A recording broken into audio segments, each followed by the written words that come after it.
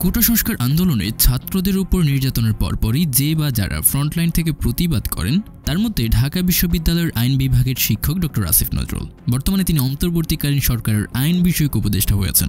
স্বাভাবিকভাবে আসিফ নজরুলের কাছে সাধারণ আগ্রহের বিষয় পরিণত হয়েছে।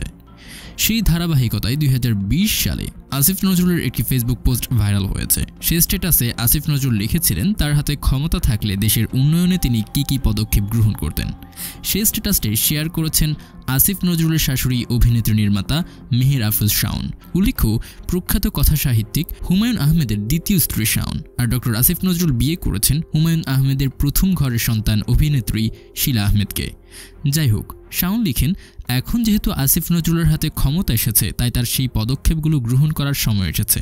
তাই শাওন ক্যাপশনে লিখেছেন, এখন নিশ্চয়ই হবে, আশায় আছি। শাওনের পোস্ট দেখার পরও অনেক নেটিজেন সে স্ট্যাটাস শেয়ার করতে থাকেন। সবার প্রত্যাশা আসিফ নজরুল যেন তার পূর্বের দেওয়া কথা রাখেন। স্ট্যাটাসে আসিফ নজরুল লিখেছেন, যদি ক্ষমতা থাকতো আইন করতাম। বর্তমানে বা সাবেক প্রেসিডেন্ট, প্রধানমন্ত্রী ও মন্ত্রীগণ চিকিৎসা নিতে বিদেশে যেতে পারবে না।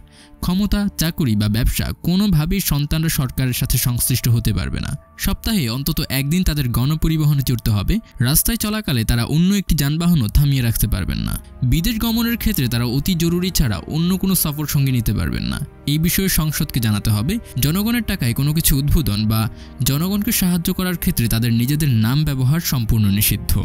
তাদেরকে মহামান্য ও মাননীয় বলা নিষিদ্ধ হবে। তাদের ও তাদের পরিবারের দেশে বিদেশের সকল সম্পত্তি ও আয়ের বিবরণ জনগণকে জানাতে হবে। দুদকের একটি সম্পূর্ণ স্বাধীন ইউনিট শুধুমাত্র তাদের বিষয়ে নজর রাখবে। অন্যান্য ক্ষেত্রেও আরও বহু কিছু করতাম। যারা লুটেরা, চোর আর সন্ত্রাসী তাদের জীবন নরক বানিয়ে ছাড়তাম।